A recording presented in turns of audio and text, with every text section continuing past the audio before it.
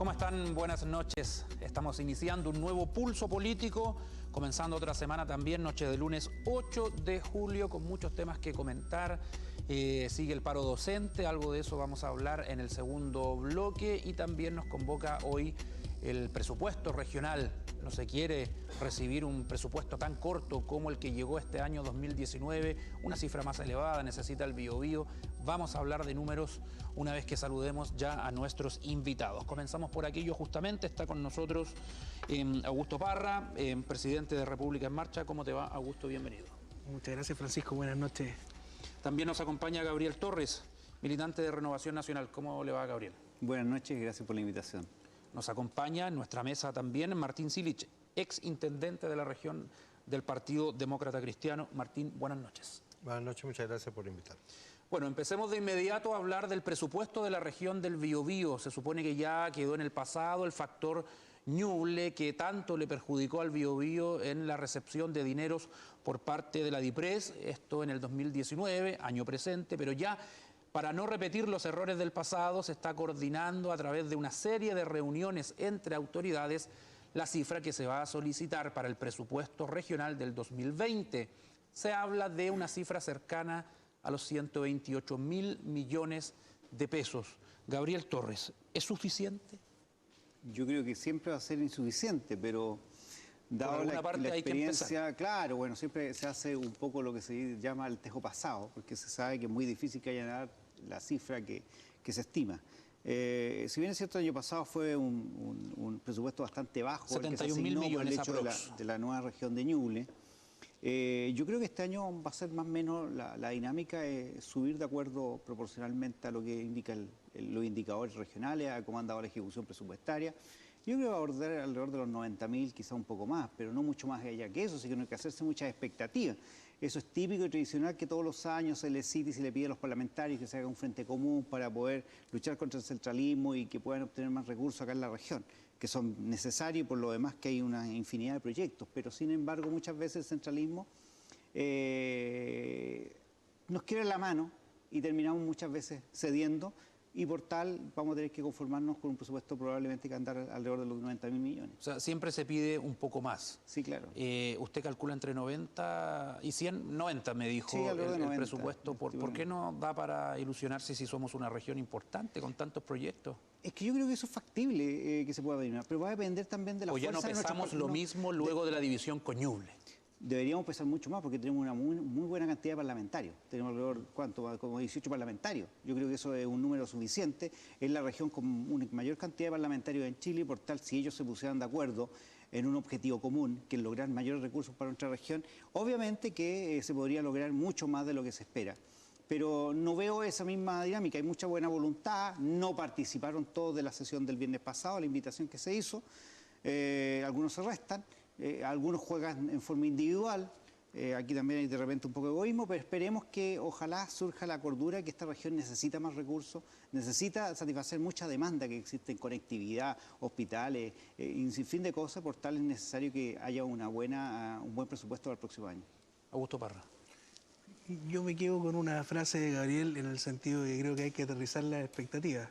Efectivamente, siempre las solicitudes presupuestarias de las regiones a la Subdere y a la DIPES son bastante más significativas de lo que en definitiva terminan recibiendo las regiones.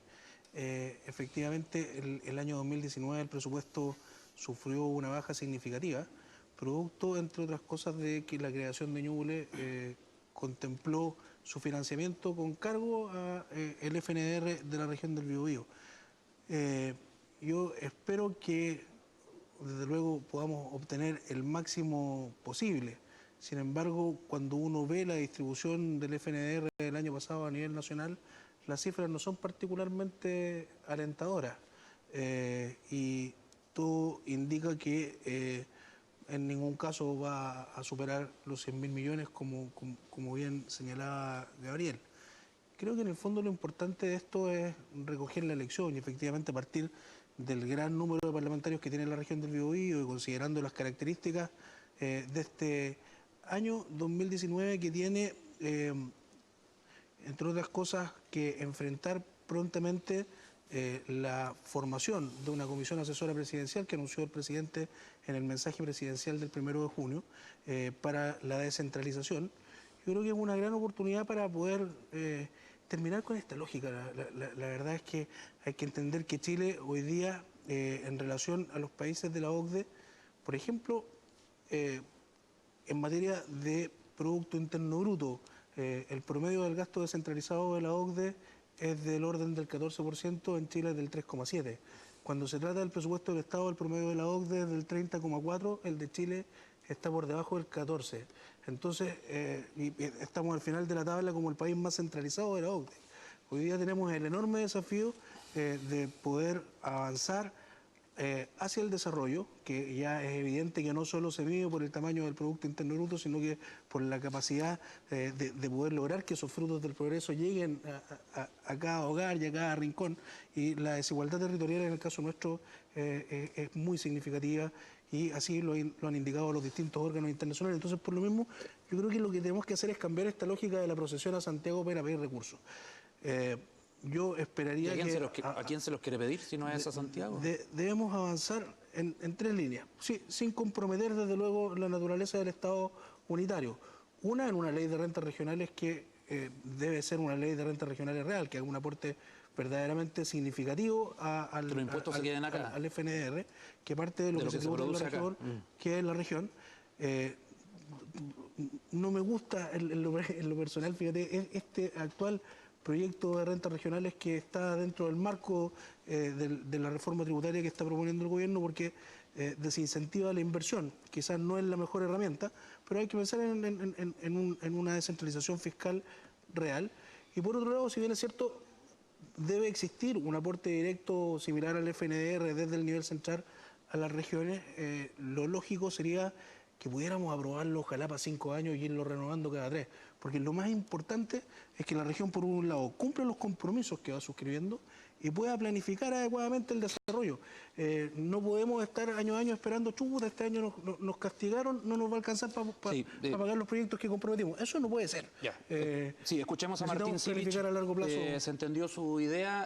A ver, usted fue intendente. ¿De quién depende cuánto se consigue de presupuesto? ¿O realmente todo se calcula de acuerdo a la economía del país, a lo que para Santiago necesita cada región, o si influye la postura que tome la comisión que viaja allá a pedir estas platas? A ver, yo creo que aquí hay dos presupuestos que son distintos, que son los presupuestos sectoriales. Exacto. Y el Fondo Nacional de Desarrollo Regional. En primer lugar, yo quiero decir que yo creo que el Fondo Nacional de Desarrollo Regional debe ser usado para eso, para el desarrollo regional, y no para tapar hoyo, para construir una cancha de fútbol, para poner luminaria, otras cosas. Es para hacer desarrollo regional. Y en ese sentido, creo que ese fondo debiese ser al menos quinquenal o decenal incluso, porque hay que mirar a largo plazo. ¿Para dónde va la región? ¿Cómo tiene que crecer la región? Eso lo tiene que definir la región. Y lo sabe mejor la región. La gente en el centro no lo sabe. La gente de la Corfo no sabe para dónde va la región del Biobío. No lo saben. Nosotros sí lo sabemos. Por lo tanto, ese FNDR debiéramos descentralizarlo realmente. Debiera ser un fondo nacional de desarrollo regional, por lo tanto, decisión regional. Hoy día ese no es un fondo de desarrollo regional. Hoy día ese es un fondo para tapar algunos proyectitos y generar algún desarrollo. No es para los grandes proyectos, no es para las grandes decisiones. Por lo tanto, yo creo que ahí evidentemente los parlamentarios ayudan muchísimo. Si hubiese un cuerpo colegiado, duro, fuerte, que vaya a Santiago a pelear estos presupuestos, cambiaría la cosa. Si van los parlamentarios y dicen, mire, ¿sabe qué? Si usted no me aprueba esto, así como lo hacen para sus propios beneficios, ¿no es cierto? Si usted no vota por tal cosa, ¿no es cierto? Yo no le voto el presupuesto. Eso es lo que dicen muchos parlamentarios. Y empezar a negociar. Y empiezan a negociar. Pero si negociáramos todos en conjunto. Por eso es importante la autoridad. ¿Y usted no ve esa unión?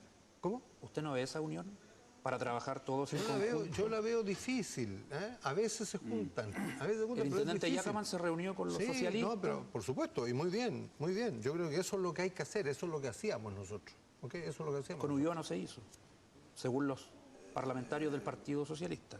Manuel Bueno, pero Monsalve. mira, a ver, yo Es un creo ejemplo que ya algunos están comparando. ¿Para qué vamos a pelear con...? Sí. ¿Para qué vamos a ir a pelear? Ya. Yo creo que lo fundamental es que eso es lo que habría que hacer. Segundo, creo que la región tiene que sentarse con todas sus fuerzas vivas y definir y pelear por los presupuestos sectoriales. ¿Por qué estamos hablando? El presupuesto sectorial de obras públicas, ¿no es cierto?, que es nacional y que debería estar muy claramente establecido. La región del Biobío necesita un apoyo gigantesco en lo sectorial, y especialmente en obras públicas. Necesitamos el puente industrial, necesitamos el puente ferroviario. Terminar el bicentenario de una vez por todas. Necesitamos apurar, ¿no es cierto?, los accesos a los puertos. La estructura portuaria de la región del Biobío tiene que tener un desarrollo gigantesco rápido, ahora ya. ¿Y ahí eso igual depende de los parlamentarios? Luchar por un buen presupuesto sectorial. Pero por supuesto. Ahora, ¿Y le ponen esa energía los actuales parlamentarios? No sé hasta Ya, dónde, pero... podría ser más. Pero sí, podría ser más. A eso Y voy. en eso el intendente tiene que tomar la batuta. ¿Por qué? El Yo quiero liderazgo. insistir. Tenemos un desafío gigantesco con China. Esta región es una de las regiones que tiene los mejores lazos de unión hacia China.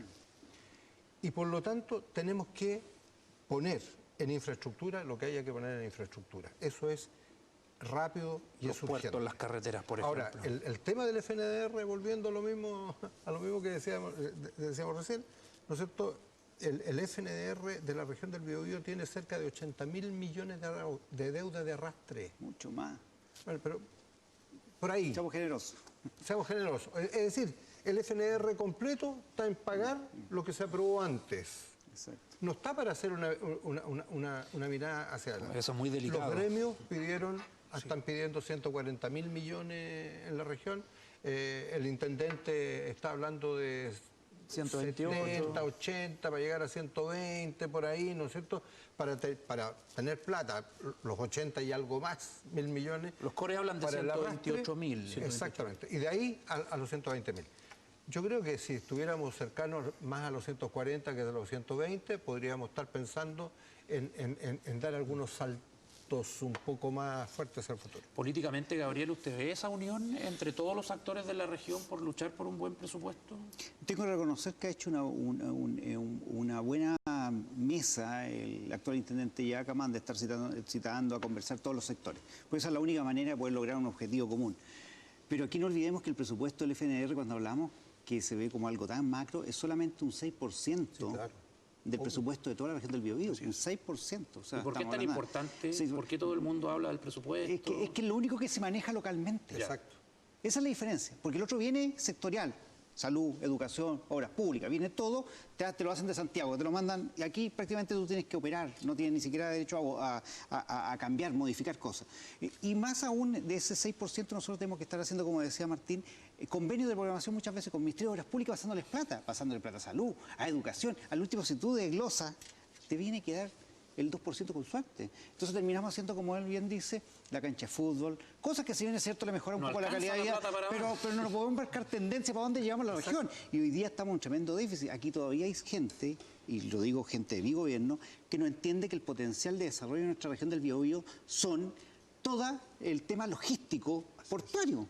Hoy día la gran ventaja de un partido ya no es tener mucho. Huachipato, Inchalán, lo que fue hace antaño. Hoy día son nuestros puertos, que son las puertas de entrada y salida hacia el Asia Pacífico. Argentina tiene un yacimiento que si continuaron nuevamente proyectos, Macri... Argentina quiere salir por Victoria, unirse con Exacto, Talcahuano, pero en la no se época ha de movido la Martín, que pala. hay que Pero estar hace el corredor 20 bioceánico años que estamos en que el viene de el Neuquén corredor bioceánico, hacia acá, claro. y que ellos por ventaja comparativa tienen sus yacimientos a 300 Pero está kilómetros todo ahí en versus Bahía carpeta, Blanca en a la 1000 teoría. kilómetros. Está Y más cerca acá avanzamos que porque, Bahía y Blanca. reconozco, hay algunos cores que conocíamos los temas, nos interesaban, no éramos más de 5, el resto no sabía el tema. O los conocía, o lo miraba muy a largo plazo, o como que no, que se cree el cuento. Si aquí lo que pasa es que hay que creerse el cuento como autoridad, muchos no se la creen y van solamente a marcar el día a día. Y discúlpeme, lo digo con mucho respeto, pero es así.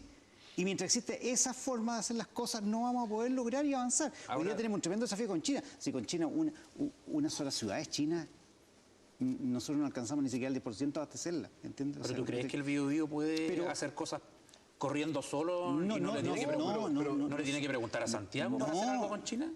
O sea, estando en un país tan centralista como este. Es que esas cosas se pueden tomar la decisión acá. Muchas veces hay que tomarse los espacios. Hay que atreverse entonces. Exacto, y no esperar que Santiago haga todo eso. Tú dijiste que algunos tienen miedo, a lo mejor eso no, es verdad, po. Hay algunos que no se creen el cuento que podamos hacer. La moneda. Claro, yo creo que más que el miedo, no se creen el cuento. No se creen el cuento que lo podemos hacer. Argentina nos mira a nosotros como su tabla de salvación. Exacto. Neuquén nos mira a nosotros, porque si no, mira, a ver, Neuquén, si quiere sacar sus productos, tiene que ir a Buenos Aires. ¿Verdad? Sí, la distancia más larga. Tiene que dar una vuelta gigantesca. Y sale por el Atlántico, que le queda el doble. Se demora una brutalidad. Para ir hacia Europa, fantástico. Pero para ir hacia el Asia-Pacífico, tienen que venirse para acá. Exacto. Y el ministro de Hacienda va a decir, ¿y de dónde sacamos la plata? Si Chile va a crecer menos del 3% este año, como están todos proyectando.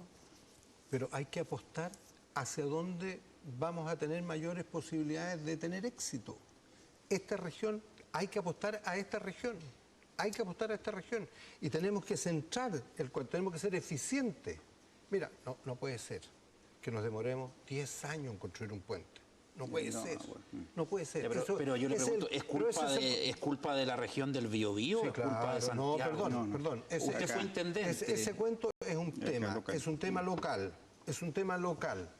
Nos equivocamos desde el diseño del puente, nos equivocamos cómo íbamos a construir el puente, nos equivocamos en la estrategia del puente, nos equivocamos. Pero en general, si usted quiere el corredor bioceánico, ¿le tiene que pedir la plata a Santiago igual? No, pero por supuesto, pero ahí es donde tenemos que ir todos juntos a pedir el cuento. Exacto. Ahí tenemos que ir todos juntos. Todos. Y cuando digo todo, es todo. De todos los colores. Desde la UDI hasta el Partido Comunista, todos. Sí, brevemente, Augusto, ¿ayudará la elección del gobernador regional, donde también hay un montón de dudas de las atribuciones que va a tener y de los recursos que va a manejar? ¿Y quién va a mandar? ¿El delegado presidencial o el gobernador regional? Yo creo que siempre una elección contribuye a la validación del ejercicio de la autoridad, que en este caso va a ser el jefe del gobierno regional. Sin embargo, no siento que la prioridad esté en la elección del gobernador regional. Debemos primero lograr un marco jurídico que nos permita avanzar en una descentralización real. Hoy día Chile es un Estado unitario cuyo único centro de poder es la región metropolitana. Tú requieres cambiar esa naturaleza de Estado unitario por de un Estado regional descentralizado, que es un intermedio con un Estado federal, ya que por la naturaleza de Chile es muy difícil pensar en un Estado federal. Hay que avanzar, como decíamos recién, en materia de descentralización fiscal, de tal manera que el gobernador regional esté dotado de un marco financiero que le permita efectivamente que esto no genere solo expectativas, sino que de verdad nos permita avanzar en la lógica que te decía recién, en llegar a ese 30% del total del gasto del Estado descentralizado en un periodo de tiempo razonable, de manera gradual, inteligente, para poder hacerlo con eficiencia y eficacia, porque lo que requerimos hoy día es mejorar además la calidad del gasto. Sí, Augusto, Martín lo decía muy bien cuando se refería recién al FNR y a la lógica de que estamos tapando hoyos. Efectivamente, hoy día el grueso de las iniciativas de inversión son municipales. Nos quedan 2 minutos. Muy poca coherencia con la estrategia regional de desarrollo, con los instrumentos de planificación. Entonces, lo que requerimos, Francisco, querido, es modernizar el sistema de inversión pública para poder, además, también preocuparnos desde el punto de vista social de las comunas que son las que han estado más rezagadas del desarrollo. 2 minutos, uno para cada uno. Gabriel, ¿ayudará la elección del gobernador regional? Sí, no, yo creo que yo soy partidario de la elección. De todas maneras. No de postergarla, como pidieron en la UDI. No de postergarla. Yo creo que la presión se tiene que marcar al gobierno, que tiene que enviar, bueno, que lo tiene sujeto a la reforma tributaria, el proyecto de ley de rentas regionales. O sea, aquí necesitamos también dotar a la autoridad esa con recursos, porque si no va a ser una frustración tremenda que una persona que va a llegar y va a tener un tremendo poder, pero sin embargo sin recursos, sin lucas, va a tener en competencia al futuro representante del presidente. ¿Y quién va a mandar? Que va a ser el delegado presidencial y la gente va a marchar a la oficina del delegado y no del gobernador regional, que va a tener muchas veces más votos que los senadores mismos. Entonces, eso espero que mi gobierno lo pueda zanjar de aquí a un par de meses más, porque estamos contra el tiempo. Si no, va a ser una tremenda frustración a la población. ¿Estamos a tiempo, Martín? No creo. Expectativa y frustración son dos cosas que hay que tenerlas presentes cuando uno hace una ley. Y esta ley ha generado mucha expectativa y va a generar, a mi juicio, mucha ¿No frustración. será mejor postergarla un par de años? No, a ver, yo creo que no hay que postergarla porque eso es lo que han estado haciendo desde hace mucho tiempo, especialmente los parlamentarios, porque no quieren tener un competidor brutal que va a tener Más 4 o 5 veces más votos que el senador que se elija. Y es un tema, pero Ese se lo pensémoslo- dio con los core también, si es no, viejo. claro, pero pensémoslo de otra forma también. ¿Qué va a pasar cuando llegue un gobernador y no le den presupuesto? Cuando los jefes de servicio estén todos al mando del delegado, del presidencial, intendente, del delegado presidencial. nacional y no de él, y no va a tener ni poder ni plata. Por otro día vi un reportaje, Martín, ¿qué pasa en caso de un terremoto? ¿A quién la población le va a obedecer? No, y son eso temas puede- que se tienen que ir hay que tenga despejando. la plata. Claro, esto puede generar. No, decía ahí que el proyecto dice que el conflictos. presidente define en última Sí, claro, instancia, pero puede generar va a elegir a la conflictos, autoridad puede de su color generar político. conflictos brutales. Sí, Si así es. el intendente es del signo A y el gobernador elegido de signo B. El presidente va a ir Oye, por el signo no, A. Es lo de más acuerdo, va a probable. ir por el signo A. Pero el del signo B, un paréntesis. si es malo, ¿sabes lo que va a hacer? Se va a dedicar a hacer oposición. Exacto. Un paréntesis, Francisco. Ya, Tenemos 30 que- segundos, nada más. Tenemos que revisar urgente la división político-administrativa del país antes de la elección también. Sí, Porque va a ser el gobernador regional elegido por votación popular de Aysén, al lado del de la región metropolitana, uno representando a 300.000 habitantes y el otro a 7 millones. Y tiene que ir acompañado de medidas de fondo. supuesto, sí, Lamentablemente el señor Lapostol de Corbiobío murió y no pudo cumplir su sueño de ver un Chile descentralizado. Ojalá ahora las nuevas generaciones y la Yo gente creo que que está eso ahí tampoco lo vamos a ver. lo logre. Hay que ser optimista, Gabriel. Hay que ser optimista. Pausa y volvemos.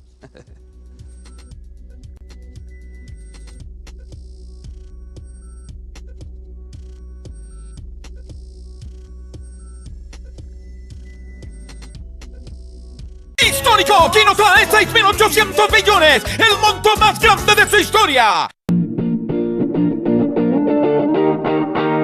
Desde ahora lo que siempre buscabas del Campanil lo puedes encontrar en un solo lugar.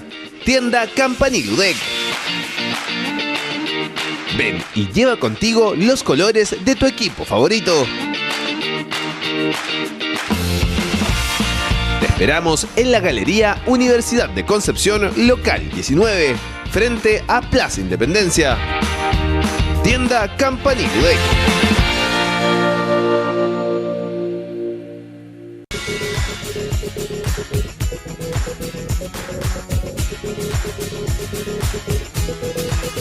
Hola, ¿qué tal? Soy Gabriel León, científico y comunicador de la ciencia, y los quiero dejar invitados para que sintonicen todos los jueves a las 22:50 Ciencia sin Ficción por las pantallas de TVU.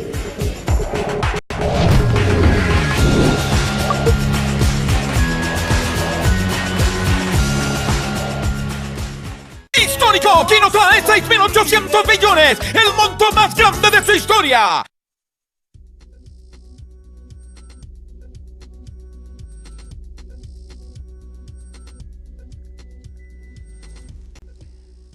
Ya estamos de regreso en Pulso Político por TVU, canal de la Universidad de Concepción, para hablar de, bueno, el paro de los profesores que continúa, no tiene solución.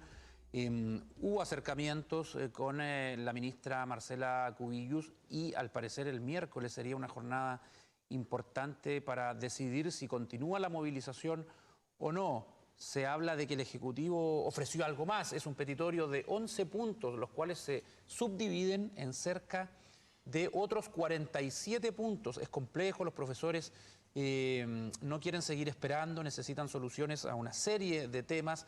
No tienen que ver con los sueldos, sino que más bien con la evaluación docente, quedarse solamente con una, que sea un poco más objetiva, la titularidad de las horas de extensión, los cambios en los ramos de enseñanza media, donde el colegio no está de acuerdo con esto de relegar historia y educación física, dejarlos como optativos.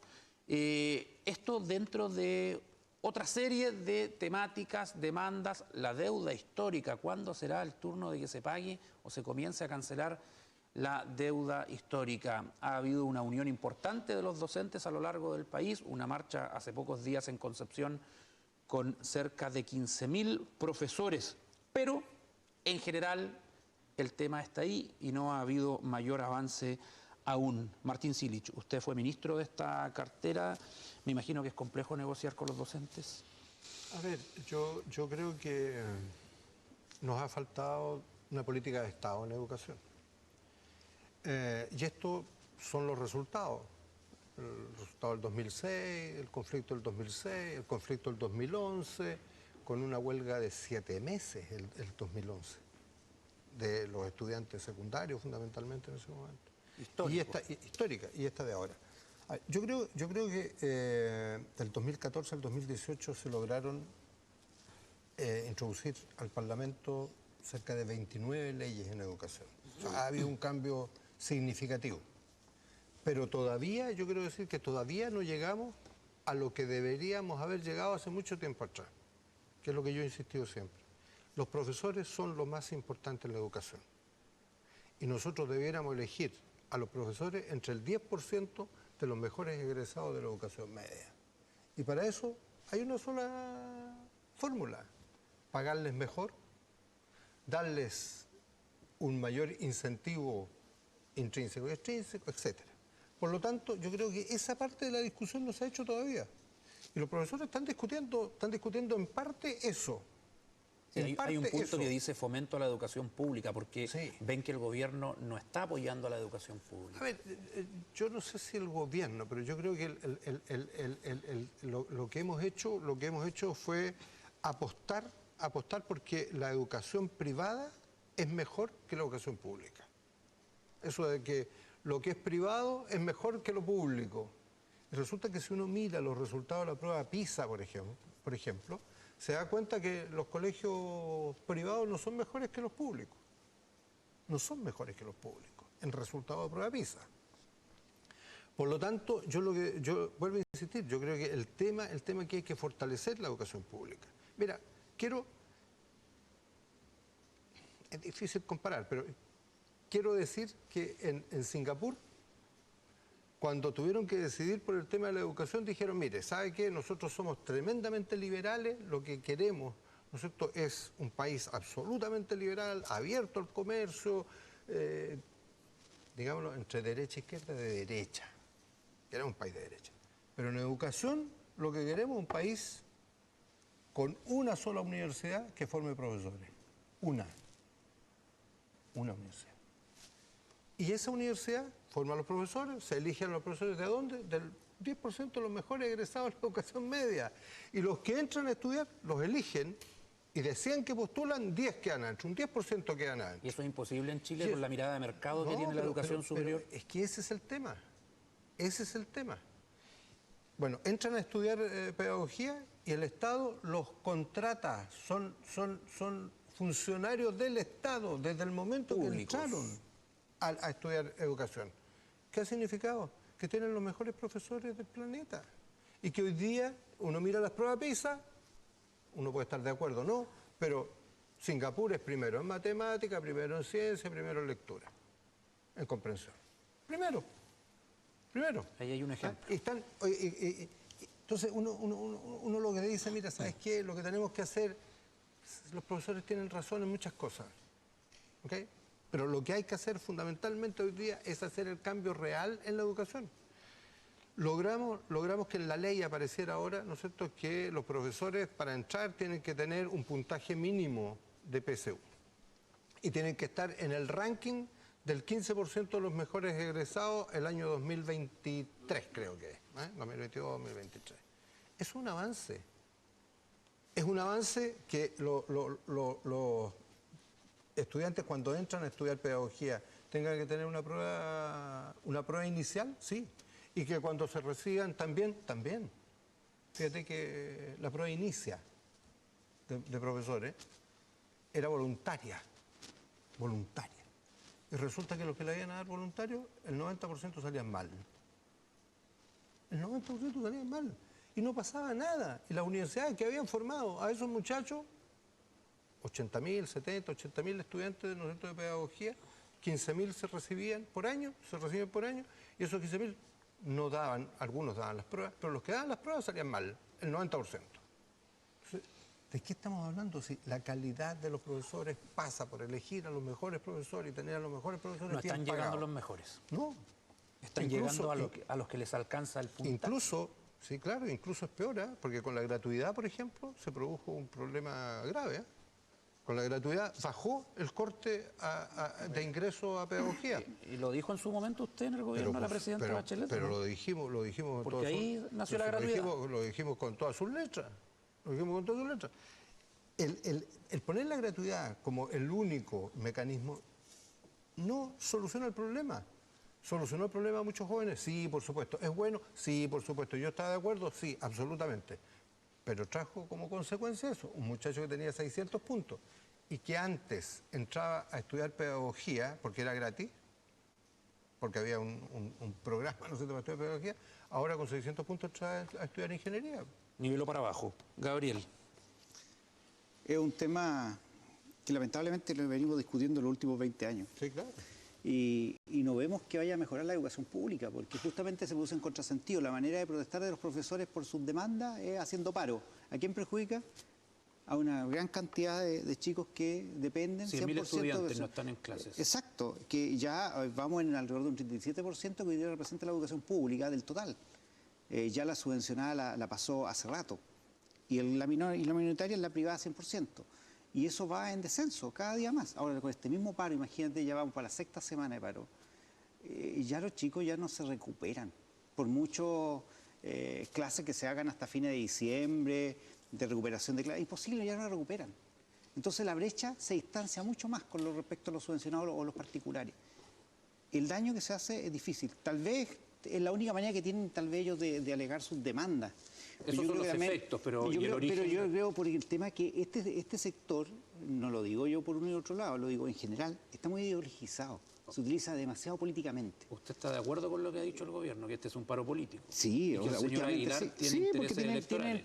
Un par de meses más tiene elecciones internas. Pero ¿no tiene eso derecho se ve a ser candidato en el futuro? No, por supuesto que sí, pero lamentablemente se ve contrastado con las demandas reales que se requiere, que es cómo logramos mejorar la educación pública, y sin embargo esto es un contrasentido, que si bien tal vez sea la única manera que tienen de alguna manera reclamar sus justas demandas tal vez, pero hay muchos otros profesores también, como decía Martín, aquí no quieren ser evaluados tampoco, o sea, no dan una ni por otra, o sea, solamente exigir derecho, pero sin ningún deber. Es que no le creen a la evaluación. Es que dicen que la evaluación tiene un criterio económico, incluso que los castiga con parte de sus remuneraciones, que se hacen ranking, diferencia entre los profesores buenos y los malos, que después no los quieren contratar. ¿Cómo solucionar aquello? Yo creo que de repente parecía un zapato chino, pero ha sido transversal a todos los estudiando, gobiernos. Yo creo que aquí tiene que haber una voluntad. Pero claro, o sea, aquí, mira, en mi época, hace muchos años atrás, el que no le alcanzaba buen puntaje se iba profesor. Qué terrible. Terrible, claro, porque no estaba por vocación. O sea, lo que siempre se habla de qué sé yo, gente mayor que era profesor normalista, era distinto por vocación. ¿Y eso ha cambiado no en el tiempo? Por supuesto que ha cambiado. Pero ¿sabes qué? Hay un... Perdón, y para terminar, hoy día mismo nomás, lo que fueron hoy día el grupo parlamentario en la mañana, fueron a visitar, a inspeccionar el Instituto Nacional, y donde apoderados reciben a parlamentarios, indistintamente que puedan estar con ciertas razones ofuscados, le tiren el café en la cara. ¿Qué esperas tú de los hijos de esas personas? Sí, esa arista la podemos comentar. Tenemos que escuchar a Augusto Martín y luego vamos con usted. Sí, yo creo que efectivamente hay algunas demandas que son muy legítimas y válidas y que si bien es cierto, se entiende que de alguna manera sean expresadas a través del paro y de este tipo de movilización. Sin embargo, no cabe duda que el gran desafío que debemos enfrentar es el del fortalecimiento de la educación pública. Y ahí tenemos una deuda, ahí es donde está la verdadera gran deuda histórica de Chile, porque hemos dado pasos justamente en la lógica de fortalecer la educación particular subvencionada en algún momento con la misma ley de gratuidad en enseñanza básica y media. Quisimos emparejar la cancha, pero se emparejó la cancha de mala manera, sin apuntar a la calidad, sin apuntar al mejoramiento del sistema, sino que más bien tratando de generar ciertas condiciones de paridad en el acceso, en el mecanismo de selección. ¿Y eso trajo perjuicios, se encuentra usted? En la tutela administrativa de los inmuebles. Indudablemente yo creo que en definitiva terminamos en un retroceso, porque lo que requeríamos no era invertir una enorme y significativa cantidad de recursos en prácticamente estatizar los particulares subvencionados, sino que lo que requeríamos era fortalecer la calidad de la educación pública para que fuera una alternativa para los que tienen recursos y para los que no tienen recursos. ¿Usted cree que se hizo el trabajo al revés, Martín, o no? Con los cambios que Augusto menciona son del periodo de la presidenta Michelle Bachelet, cuando justamente se termina con la selección para darle igualdad de oportunidades a todos los alumnos que querían postular a ciertos colegios. Pero en la derecha esos cambios hasta el día de hoy no gustan, y también aparte de su sector. A ver, yo creo que lo que Gabriel decía de la ideologización. Yo creo que la ideologización no ha sido solo de la izquierda, ha sido también de la derecha. No, por supuesto, no, yo lo digo transversalmente. Claro, y el tema es ese, que seguimos discutiendo ideológicamente un problema que es técnico-ideológico, de acuerdo, pero es técnico fundamentalmente. Yo vuelvo a insistir con el tema de Singapur. ¿Por qué Singapur? Un gobierno que nadie puede decir que Singapur sea un gobierno de izquierda. Porque ahí hay una universidad que forma profesores y lo forma extraordinariamente bien. Si eso es lo que hay que buscar. Mira, en Chile dijimos, de nuevo... Pero alguien podría decir que eso no es coherente con la libertad de enseñanza y que el Estado unilateralmente y dictatorialmente quiere prefijar todos los contenidos, y yo quiero este profesor. Ahí están los resultados. Yo creo que el mercado no regula educación, no regula salud, ni regula transporte. Ya, afuera el mercado. Tres definiciones. Y digo, mire, ¿sabe qué? Búsquenme un país donde los regule. En ninguna parte. En ninguna parte. Mucha gente ha dicho, mire, ¿sabe que la educación y la salud son tan importantes que el mercado no me la regule? No me la regule. Porque el mercado no se regula ni a sí mismo. Esto lo hemos visto con las colusiones. ¿Por qué no se hace en Chile, Martín? Hay temor, voluntad política que no existe. Porque nos hemos quedado en la ideología. No hemos quedado en la ideología. Los del de siglo derecha, XX. Comunismo versus capitalismo. Por favor, tan trasnochadas ideologías. Este cuento, ¿no es cierto?, que la educación pública se come a los cabros chicos y los va a adoctrinar para que sean comunistas y qué sé yo. Mentira. Mentira, eso es mentira. Hoy día es más mentira todavía. Entonces, si lo que tenemos que hacer es generar una educación que sea para todos igual. Mira, en Chile, por haber tendido esa pomada de que los particulares subvencionados eran mejor que los públicos, bajamos, como decía recién Gabriel, del 70% al 35%. Los colegios municipales perdieron el 50% de su matrícula. Y hoy día están llenando la gente que están llegando los nuevos migrantes. Entonces ¿Y esa fue una campaña del terror de la derecha? Pero de todos, de todo. Lista de espera en Chacayuta. De todo. Martín, ¿por qué una familia con un ingreso medio dice, no, mi hijo va a un colegio particular, subvencionado particular, no, yo no lo voy a poner a un colegio público? Y a lo mejor esa platita le cuesta, están en paro. Pero lo hacen. Eso es una imagen falsa de que esos colegios son mejores. Pero obvio, mira, yo el año 2008 y el 2009 les mostré a mis amigos en Santiago, ¿no es cierto?, de educación, les mostré los resultados del CIMSE en octavo básico. ¿Ok? Les dije, mira, aquí está el octavo básico. Y puestos de acuerdo a los ingresos socioeconómicos de los alumnos, un joven que era de clase media, primero de clase baja, sacaba el mismo puntaje en el colegio particular subvencionado y el colegio municipal. Si era de clase media alta y estaba en un colegio particular subvencionado y en un particular pagado, sacaba el mismo puntaje.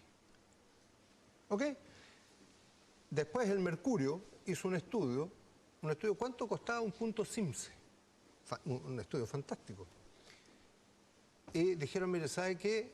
Un punto CIMSE en una escuelita de Los Lagos, de la región de Los Lagos, en la Escuela México, creo, en la región de Los Lagos, cuesta 10 veces menos que un punto CIMSE en uno de los colegios de la Cota 1000 de Santiago. ¿Ok? Entonces, bueno, Por favor, de nuevo, el tema no es ideológico.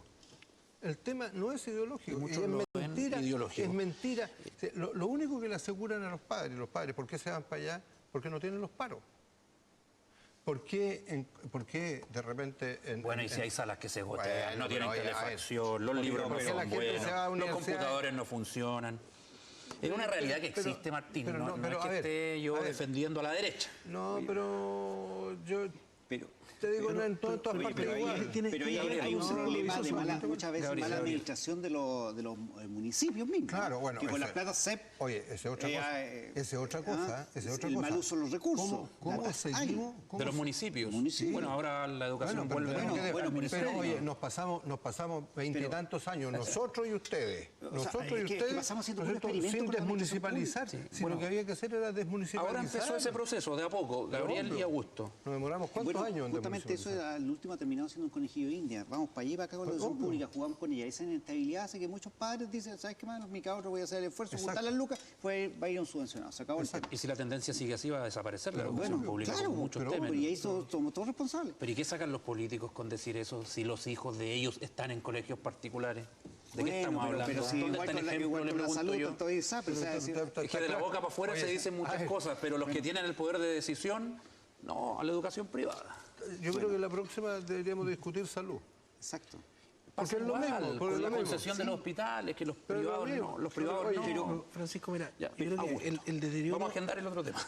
El deterioro termina siendo un círculo vicioso. Esta misma movilización de hoy día va a significar más pérdida de alumnos en los establecimientos públicos.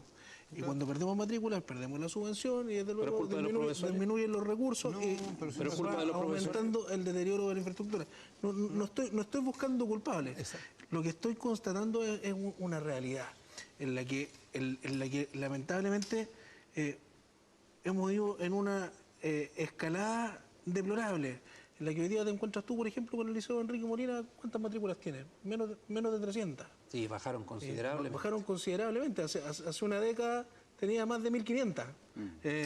Entonces, desde luego, obviamente, eso va a ir acompañado de un deterioro de la infraestructura, porque esa pérdida en matrícula disminuye los recursos disponibles para el establecimiento. Entonces, la verdad es que tenemos una urgencia mayor y todavía creo que estamos a tiempo de reaccionar con una agenda de fortalecimiento de la educación pública que debe ser a partir de un compromiso real con la educación pública. Aquí no hay que mezclarla con la particular subvencionada, no tenemos que discutir mecanismos de selección, ni tenemos que competir con la particular subvencionada en nada.